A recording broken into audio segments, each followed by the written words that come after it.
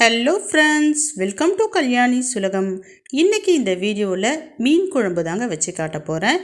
ஏற்கனவே 2-3 டைப்பில் மீன் குழம்பு வச்சு வீடியோ போட்டிருக்கேன். தேவைப்படுறவங்க போய் பாருங்கள், உங்களுக்கு ஒரு ஐடியா கிடைக்கும்.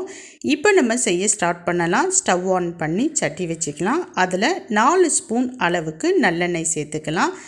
எண்ணெய் சூடான பிறகு கடுகு பொரிய விட்டுக்கலாம். கடுகு பொரிஞ்ச பிறகு வெந்தயம் ஒரு 1/2 ஸ்பூன் சேர்த்துக்கலாம். வெந்தயம் கட்டாயம் சேர்த்துக்குங்க, மீன் குழம்புக்கு நல்ல ஒரு ருசியை கூட்டி தரும். இப்போ இது கூட 100 கிராம் அளவுக்கு சின்ன வெங்காயம், 20 பல்லு பூண்டு, 2 பச்சை மிளகாய், கொஞ்சமாக கருவேப்பிலை சேர்த்து நல்லா வதக்கிக்கலாம். வெங்காயம் வதங்கிக்கிட்டே இருக்கிறப்ப ஒரு விழுது ஒன்று அரைக்க போகிறோம். அதுக்காக 2 பழுத்த தக்காளி எடுத்துக்கிறேன், ஒரு பெரிய வெங்காயம் எடுத்துக்கிறேன். இதை மிக்ஸி ஜாரில் கட் பண்ணிவிட்டு சேர்த்துக்கலாம். சேர்த்துட்டு நல்லா விழுதாக அரைச்சி எடுத்துக்கலாம். இப்போ நான் அரைச்சிட்டு வந்துட்டேன். நல்லா மழுமழுன்னு அரைச்சி எடுத்துக்கோங்க.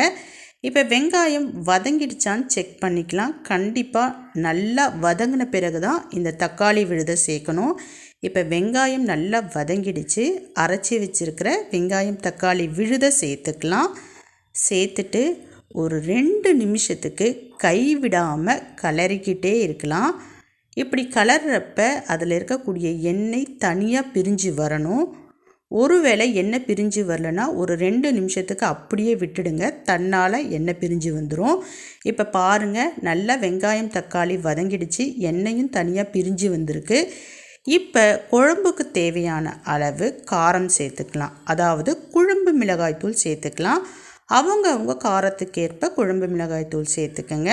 நான் ஒரு 3 ஸ்பூன் அளவுக்கு குழம்பு மிளகாய்த்தூள் சேர்த்துருக்கேன். கூடவே 1/2 ஸ்பூன் அளவுக்கு மஞ்சத்தூள் சேர்த்துருக்கேன். இப்படி சேர்க்குறப்ப ஸ்டவ்வை சிம்மில் வச்சுக்கிங்க, இல்லைன்னா மிளகாய்த்தூள் தீஞ்சி போயிடும். இப்போ நம்ம புளி தண்ணி சேர்க்க போகிறோம். நான் ஏற்கனவே ஒரு எலுமிச்சம்பழம் அளவுக்கு புளியை ஊற வச்சு கரைச்சி தண்ணி எடுத்திருக்கேன். அந்த புளி தண்ணியை சேர்த்துக்கிறேன். இப்போ கூடுதலாக குழம்பு எனக்கு தேவைப்படுறதுனால இன்னும் கொஞ்சம் தண்ணி சேர்த்து நல்லா மிக்ஸ் பண்ணிக்கலாம்.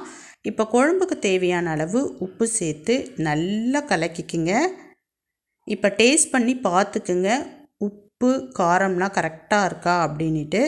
ஒரு 5 நிமிஷத்துக்கு ஹை ஃப்ளேமில் விட்டுட்டோன்னா குழம்பு நல்லா கொதிக்க ஆரம்பிக்கும்.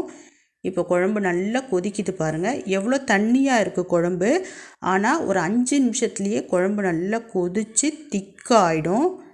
இப்போ பாருங்கள், முன்னாடி இருந்ததுக்கு இப்போ குழம்பு கொஞ்சம் திக்காக இருக்குது. இன்னும் கொஞ்சம் குழம்பு திக்காகி எண்ணெய் தனியாக பிரிஞ்சு வரணும். அந்த ஸ்டேஜ் வரப்போ மீன் போட ஆரம்பிச்சிடலாம். இப்போ பாருங்கள், குழம்பு நல்லாவே பார்த்திங்கன்னா திக்காகிடுச்சு, மேலே எண்ணெயும் மிதக்க ஆரம்பிச்சிடுச்சு. இப்போ நம்ம க்ளீன் பண்ண மீனை சேர்த்துக்கலாம். நான் 1/2 கிலோ சங்கரா மீன் எடுத்துருக்கேங்க. இந்த மீனை நல்லா கழுவி எடுத்துகிட்டு வந்துட்டேன். இப்போ மீன் துண்டுகளை 1 பை 1 சேர்த்துக்கலாம். மீன் போடுறப்ப ஸ்டவ்வை சிம்மில் வச்சுக்கோங்க. அதே மாதிரி மீனை தனித்தனியாக போடுங்க. ஒரு மீன் மேலே இன்னொரு மீன் துண்டு படக்கூடாது. அப்போ தான் மீன் உடையாமல் முழுசாக இருக்கும்.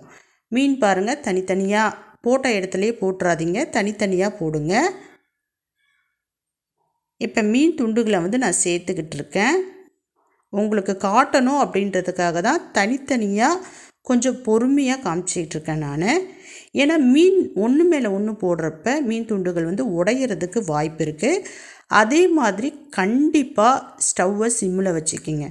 அதுவும் மண் சட்டிலலாம் வைக்கிறப்ப கண்டிப்பாக சிம்மில் தான் இருக்கணும். ஏன்னா மண் சட்டி நல்லா ஹீட்டை பார்த்திங்கன்னா தக்க வச்சுக்கும்.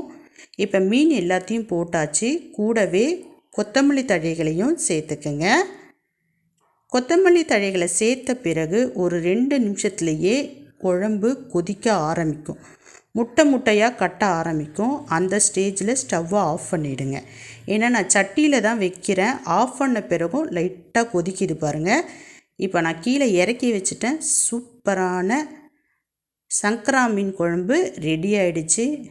வாசனையும் ருசியும் ரொம்ப சூப்பராக இருக்கும். மீன் பாருங்கள், உடையாமல் இருக்குது.